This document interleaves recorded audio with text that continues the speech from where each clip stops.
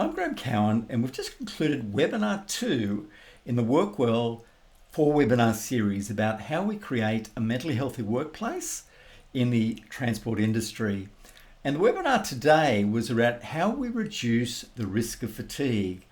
And we had the opportunity to poll those people that attended, and 88% agreed it was a significant issue. So it certainly is on everyone's mind.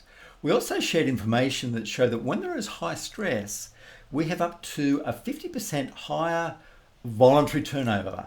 This is losing people we don't want to lose. So it really highlighted, I guess, why we should focus, and leaders and managers should focus on creating a mentally healthy workplace. Now, in terms of how we reduce the risk of fatigue, we then went through a number of resources on the WorkWell website. So I suggest you log in, do the survey if you haven't been there before, and go to the specific subject of fatigue. And there's documents there which help you identify what the fatigue is and why it should be prevented. I think we all know that.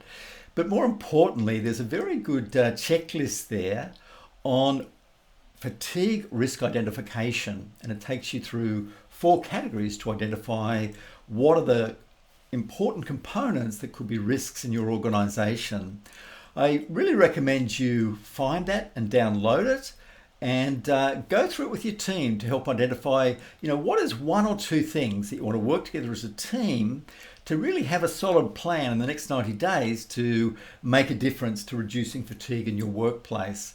Don't be afraid to ask your team, to ask other members to consider ideas, and don't make any idea a stupid idea. Explore it properly and look at creative options. Our next webinar is about how we reduce the risk of trauma in the transport industry. And of course, this is tragically a very important area for, train drivers, for truck drivers, and also for bus drivers, people that spend a lot of time on the road.